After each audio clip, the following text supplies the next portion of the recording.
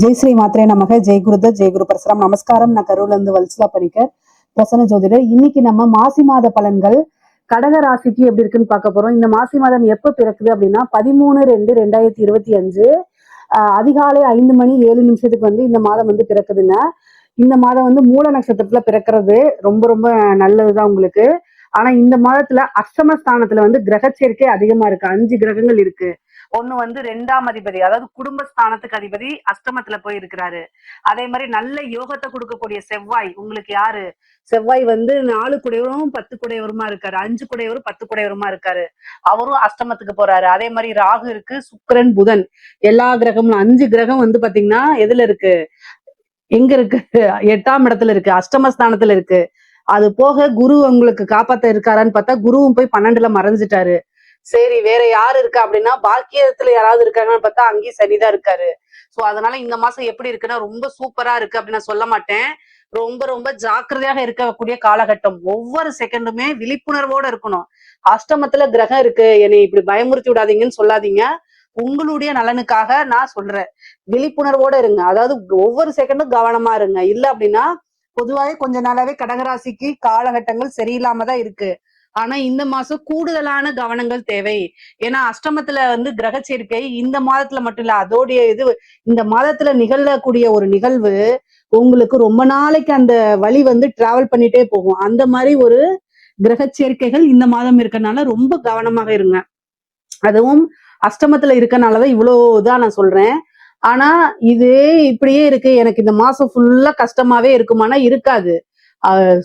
ஒவ்வொரு செகண்டும் மாறிக்கிட்டேதான் இருக்கும் உங்களுக்கு. ஏன்னா ஒவ்வொரு நாளைக்கும் ஒவ்வொரு நட்சத்திர பாதங்களை போகும்போது கிரக நிலைகள் மாறும்போது உங்களுக்கு நல்ல அமைப்புகளும் இருக்கு. ஆனா எல்லா விஷயங்களையும் கவனமா, ஒரு கையெழுத்து போடுறீங்களா கவனமா இருங்க. ஒரு விஷயத்த ஸ்டார்ட் பண்றீங்களா கவனமாக இருங்க. வண்டி வாகனம் போறீங்களா, மைண்ட் சரியில்லை அப்படின்னா வண்டி வாகனங்களை போகாதீங்க, நடந்து போங்க. அப்படி இல்லை அப்படின்னா ஆட்டோ பிடிச்சு போங்க, பஸ்ல ஏறி போங்க, ட்ரெயின்ல ஏறி போடுங்க, அப்படி போங்க. மைண்டு சரியில்லாத போது செல்ஃபா நீங்க டிரைவ் பண்றீங்க, கார் டிரைவ் பண்றீங்க, பைக் டிரைவ் பண்றீங்க அப்படின்னா உங்களை மட்டும் கிடையாது, உங்களுக்கு வரக்கூடிய ஆப்போசிட்ல இருக்கவங்களுக்கும் அது பாதிப்பு ஏற்படுத்தும். சோ அதனால எல்லா விஷயங்களும் கவனத்தோட செயல்படுங்க. கடகராசிக்காரங்கனாலே ரொம்ப வந்து பர்ஃபெக்டான பீப்புள்ஸ். பர்ஃபெக்ட் அப்படிங்கிறத காட்டிலும் வந்து தன்னால மத்தவங்க பாதிக்க கூடாது அப்படின்னு நினைக்கக்கூடிய இந்த ராசிகள்ல வந்து தலையாய ராசி கடகராசி தான். நம்மளுடைய பாதிப்பு நம்ம கூட மட்டும்தான் இருக்கணும், மத்தவங்களுக்கு அது போயிடக்கூடாதுன்னு நினைப்பீங்க. நிறைய ஹெல்பிங் டெண்டன்சி இருக்கும். ஆனா இந்த மாதம் வந்து ரொம்ப கவனமா இருக்கணும். யாருக்காவது உதவி பண்றதுனாலும் யோசிக்கணும். முடிஞ்ச அளவுக்கு உதவியே பண்ணாதீங்கன்னு தான் நான் இப்படி சொல்லக்கூடாது. பட் ஆனா கால சூழ்நிலைகள் சரியில்லாத போது எல்லா விஷயங்களையும் கவனமா இருக்கிறது நல்லது.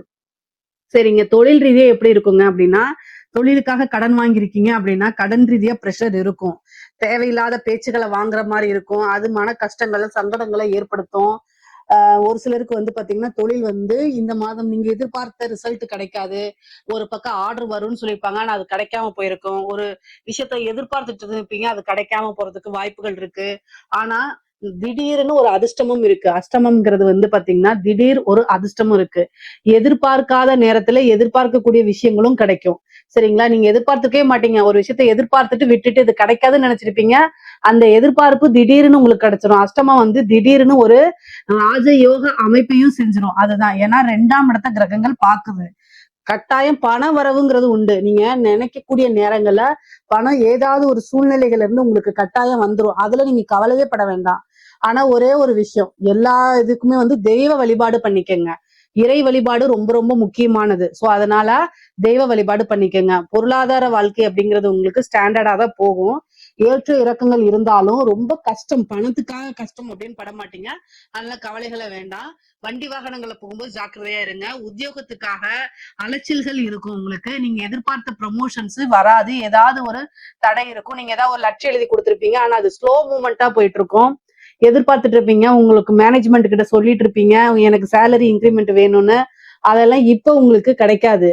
அடுத்த மாசம் பார்க்கலாம்னு சொல்லுவாங்க. ஆனா இந்த மாசத்தை வந்து நீங்க ஆர்கியூ பண்ணாதீங்க, சரிங்கன்னு பொறுமையா வாங்க. ஆனா திடீர்னு எதிர்பார்க்காத சூழ்நிலை டபுள் இன்க்ரிமெண்டா கூட உங்களுக்கு வந்துரும்.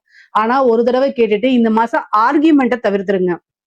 முக்கியமா மத்தவங்கள வந்து இரிட்டேட் பண்ணாதீங்க. உங்களை இரிட்டேட் பண்றதுக்குன்னு ஒருத்தவங்க வருவாங்க. அவங்க கிட்ட நீங்க என்ன செஞ்சிரணும், எஸ்கேப் ஆயி போயிரணும். எங்கேயாவது போயிருங்க. ஆனா அவங்க மூஞ்சிலே முழிக்காத மாரி போங்க. உங்க மனச கஷ்டப்படுத்துறதுக்குன்னு சில பேர் வருவாங்க. காலமும் சூழ்நிலையும் சரியில்லைன்னு வச்சுக்கோங்களேன், எங்கேயாவது யமதர்மராஜா நம்மளை அவங்களுடைய தூதர்கள நம்மளை அனுப்ப வச்சு கொலையா கொன்றுவாரு. அந்த மாதிரி அமைப்புகள்லாம் வந்துரும். பட் ஆனா என்னன்னா, இதுக்குத்தான் தெய்வ வழிபாடு வேணும்.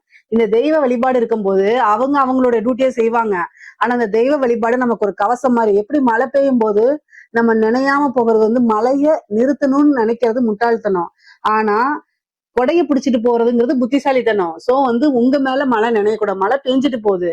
ஆனா நீங்க நினையாம இருக்கணுங்கிறதா பாயிண்ட். அதுதான் கால சூழ்நிலைகள் சரியில்லை, கிரக நிலைகள் சரியில்லை அப்படின்னா தெய்வ வழிபாடுதான் நம்மளை காப்பாத்தும். இந்த ஒரு விஷயத்த நல்ல ஞாபகம் வச்சுக்கோங்க. தெய்வ வழிபாடுதான் உங்களுக்கு கவசமா இருந்து காப்பாத்திட்டு இருக்கு. இதை விட மோசமாக போகக்கூடிய கால சூழ்நிலைகள் நேரங்கள்லாம் இருக்கும் போது கூட நீங்க இந்த நிலைமையில நல்லபடியா இருக்கீங்க அப்படின்னா அந்த தெய்வத்துக்கு நன்றி சொல்லணும். மனசளவுல ரொம்ப உடைஞ்சுதான் போயிருப்பீங்க. ஆனா இதுதான் உங்களுக்கு கடைசி கஷ்டம். இனிமேல் உங்களுக்கு கஷ்டமே வராது. ரொம்ப நல்லா இருப்பீங்க. அது மாதிரி நீங்க நினைச்சுக்கணும். பொதுவா 2ஆம் இடத்துல கேது இருக்குது.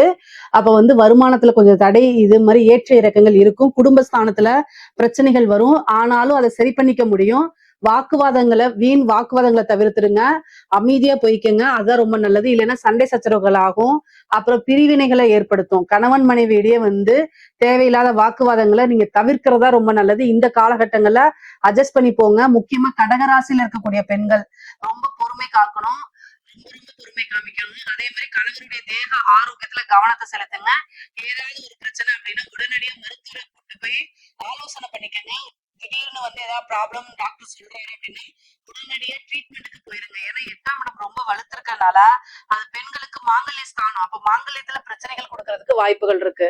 கவனமா இருங்க. அதே மாதிரி வண்டி வாகனங்கள்ல போகும்போது நீங்களும் கவனமா இருங்க. அறிமுகம் இல்லாத நபர்கள் கிட்ட பேசுறத தவிர்த்துடுங்க. தேவையில்லாத கெட்ட பேர் வர்றது, தேவையில்லாத உங்களை பத்தி வதந்திகள் கிசு வர்றது, ஏதாவது ஒரு அவமானம் சூழ்றதுக்கு வாய்ப்புகள் இருக்கு. அதனால குலதெய்வ வழிபாடு பண்ணுங்க. உங்க இஷ்ட தெய்வ வழிபாடு பண்ணுங்க. இதெல்லாம் ரொம்ப ரொம்ப நல்ல அமைப்புகளை கொடுத்துரும் உங்களுக்கு. தலைக்கு வர்றது தலைப்பாயோட போகும்னு சொல்லுவாங்களா, அதுதான் தெய்வ வழிபாடு. சோ அந்த தெய்வ வழிபாட்டை பண்ணும்போது உங்களுக்கு கவசமா இருந்து உங்களை பாதுகாக்கும். முக்கியமா வந்து பாத்தீங்கன்னா இந்த உயிர் சொத்து பிரச்சனைகள்லாம் இருக்குதுல்ல, அதெல்லாம் சால்வ் ஆயிரும். கோர்ட்டு கேஸ் பிரச்சனைகள்லாம் உங்களுக்கு நல்ல ஃபேவரா வர்றதுக்கு வாய்ப்புகள் இருக்கு. இந்த திடீர்னு வந்து பாத்தீங்கன்னா இந்த பினாமி அப்படின்னு சொல்லுவாங்க கடகராசிக்கு இந்த இந்த மாதம் வந்து 8ஆம் இடம் வலுத்திருக்கனால உழைக்காத ஒரு வருமானம் வரும். நீங்க எதிர்பார்த்ததுதான். 8ஆம் இடம்ங்கிறது வந்து பொதுவா சொல்லுவாங்கல்ல, கெட்டவன் கிட்டிடில் கிட்டிடும் ராஜயோகம் சொல்லுவாங்க. அது மாதிரி உங்களுக்கு வந்து பாத்தீங்கன்னா ராகு வந்து அஷ்டமத்துல இருக்கும்போது ஒரு ராஜயோகத்தையும் கொடுப்பாரு. அது 8ஆம் இடம் வந்து குருவோடைய பார்வையில இருந்து கிரக சேர்க்கைகள் நிறைய இருக்கும்போது இந்த பினாமின்னு சொல்லக்கூடியது ஒரு பெரிய பெரிய அதிகாரிகளோ அல்லது ஒரு பெரிய பொலிட்டிஷியனோ அவங்களுக்கு நீங்க பினாமியா இருப்பீங்க. கடகராசியில இருக்கவங்க யாராவது அவங்க திடீர்னு அவங்க அவங்க அவங்க திடீர்னு ஒரு சூழ்நிலையினால இல்லாம போறாங்க அப்படின்னா அந்த பணம் எல்லாமே உங்களுக்கு வந்துடும். அந்த மாதிரி ஒரு திடீர்னு அமைப்பு. அதே மாதிரி ஒரு இன்சூரன்ஸ் பணம் வரக்கூடியது, உயிர் சொத்துக்கள். ஆனா இதா இருக்கிறாங்கல்ல, வாரிசுகள் இல்லாத ஒரு சொத்துக்கள்லாம் திடீர்னு உங்களுக்கு வந்துரும். அதே மாதிரி உயிர் சொத்துக்கள் ஏதாவது கேஸ் போட்டிருக்கீங்க அப்படின்னாலும் அந்த கேஸ் எல்லாம் உங்களுக்கு ஃபேவரா மாறுறது. அதே மாதிரி உங்க மேல யாராவது கேஸ் போட்டிருப்பாங்க, அதெல்லாம் கிளியர் பண்றது, பஞ்சாயத்து பேசி அதை சால்வ் பண்ணி சமாதானமா போறது. இந்த மாதிரி அமைப்புகள்லாம் இந்த மாதம் உங்களுக்கு உண்டு. குரு வந்து 6ஆம் இடத்தை பாக்குறாரு. கடன் ரீதியா பிரச்சனைகள் இருந்தாலும் அந்த கடனை அடைக்கிறதுக்கு ஒரு டைம் லைனோ ஒரு தீர்வோ ஏதாவது ஒரு சோர்ஸ் கட்டாயம் உங்களுக்கு உருவாகிரும். பொதுவாகவே கடக ராசிக்கு வந்து அலைச்சல்கள் இந்த மாதம் நிறைய இருக்கும். அதே மாதிரி மன உளைச்சலும் இருக்கும். ஆனா அது ரெண்டுமே நிரந்தரம் கிடையாது. எல்லாமே நல்ல விஷயங்களா கட்டாயம் உங்களுக்கு மாறிடும். இந்த மாத இறுதியில நல்ல விஷயங்கள் நிறைய உங்களுக்கு நடக்க ஆரம்பிச்சிடும். அமைப்புகள் வந்து நல்லா இருக்கு. அதே மாதிரி புது மாற்றம் ஒன்று இருக்கு. தாயார் வழி சொத்துக்கள் வந்தே தீரும். தாயார் வழி சொத்துக்கள் ஆதரவுகள் இதெல்லாம் வரும். இவ்வளவு நாளா ஆதரவுகள் இல்லைனாலும் இப்ப ஆதரவுகள் கிடைக்கும். நீண்ட நாளா இழுத்துட்டு இருந்த ஒரு விஷயம் உங்களுக்கு ஃபேவரா மாறுறதுக்கு உண்டான அமைப்புகள் இருக்கு. படிக்கக்கூடிய குழந்தைகளுக்கு படிப்புல ஆர்வம் வராது. வேற பக்கம் கான்சென்ட்ரேட் போகும். ஃப்ரெண்ட்ஸ் கூட வெளியில போறது, அதே மாதிரி ரீல்ஸ் பாக்குறது, இது மாதிரி சோசியல் மீடியால ஆக்டிவா இருக்கிறது, இந்த மாதிரிதான் குழந்தைகள் போவாங்க. இந்த காலகட்டங்கள்ல அவங்களுக்கு பொறுமையா சொல்லி புரிய வைக்கணும். காதல் ரீதியா நிறைய பிரச்சனைகள் மேற்கொள்ற மாதிரி அமைப்புகள் இருக்கு. மன உளைச்சல் ஆகிறதுக்கு உண்டான அமைப்பு இருக்கு. இதெல்லாம் ரொம்ப ஜாக்கிரதையா இருக்கணும். அமைப்புகள் நல்லா இல்லாத போது பெற்றோர்கள் உறுதுணையா இருக்கணும். மேலும் அவங்கள கஷ்டப்படுத்தி பேசக்கூடாது. இந்த விஷயங்கள் எல்லாம் கவனமாக இருந்துக்கங்க. கலைத்துறை சம்பந்தப்பட்டவங்களுக்கு எல்லாம் நல்ல அமைப்புகள் இருக்கு. உத்தியோகத்துல இருக்கவங்களுக்கு ரொம்ப ரொம்ப கடுமையான காலகட்டமா இருக்கு. ரொம்ப மத்தவங்களை பத்தி பேசாதீங்க, எங்கேயுமே பேசாதீங்க. நீங்க காசிப் பேசுறதுனால ஒண்ணுக்கு ரெண்டா உங்களை பத்தி சொல்லி கெட்ட பேரை ஏற்படுத்துவாங்க. கடகராசிக்கு இந்த மாசம் தேவையில்லாத அவமானங்களை சந்திக்கிறது, கெட்ட பேர் வர்றது, இந்த மாதிரி அமைப்பு இருக்கு. அதனால ரொம்ப ரொம்ப ஜாக்கிரதையாக இருக்கணும். முக்கியமா அஷ்டமஸ்தானம் வலுத்திருக்கனாலதான் இந்த விஷயங்கள்லாம் சொல்றேன். ஹெல்த் ரீதியாவோ அல்லது சர்ஜிக்கல் இந்த மாதிரி செலவுகள்லாம் இருக்கு, மருத்துவ செலவுகள் இருக்கு. ரொம்ப கவனமா பாத்துக்கோங்க.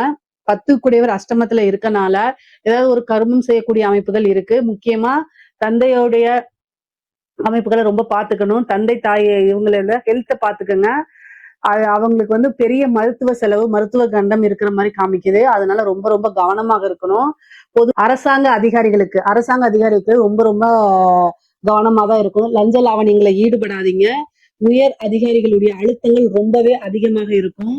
நீங்க எதிர்பார்த்த ஒரு விஷயம் கிடைக்காது. கேன்சர்ல முட்டுக்கட்டை எல்லா விஷயங்களையும் உங்களுக்கு இதா இருக்கும். ஆனா ரொம்ப கவனமாக இருந்தீங்கன்னா எந்தவித பிரச்சனையும் இல்லாம தப்பிச்சுக்கலாம்.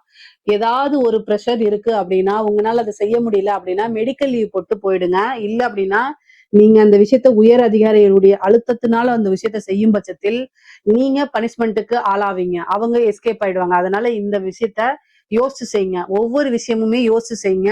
இது நமக்கு ரிட்டர்ன் ஆர்டரா அப்படின்னு ரிட்டர்ன் ஆர்டர் இல்லாம எந்த ஒரு விஷயத்தையும் செய்யாதீங்க. ஓரல் இன்ஸ்ட்ரக்ஷன்ஸ்ல செஞ்சீங்க அப்படின்னா கட்டாயம் நீங்க மாட்டிக்குவீங்க. அரசாங்க அதிகாரிகள், உயர் அதிகாரிகள் எல்லாருமே கவனமாக இருக்கணும்.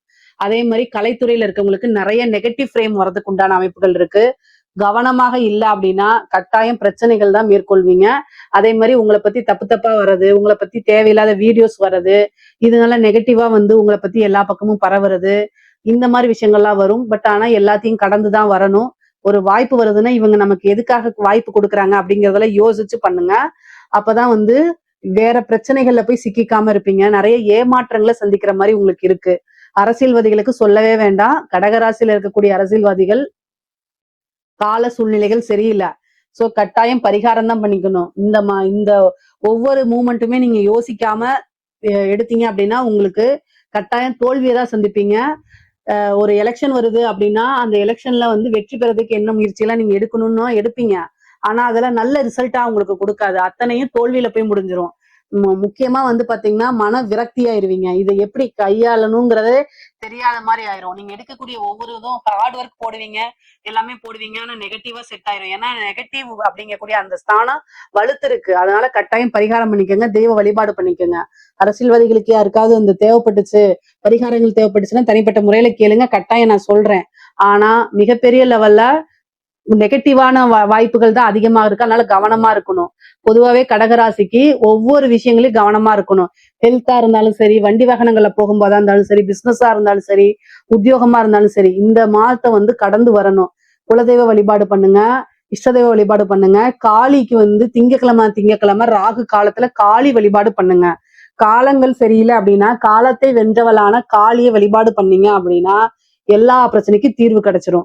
இதுல ஏதாவது சந்தேகங்கள் இருக்கு அப்படின்னா கமெண்ட்ஸ்ல கேளுங்க. கட்டாயம் நான் ஆன்சர் பண்றேன். நம்மளுடைய சேனலை லைக் பண்ணுங்க, ஷேர் பண்ணுங்க, சப்ஸ்கிரைப் பண்ணுங்க. நன்றி, வணக்கம்.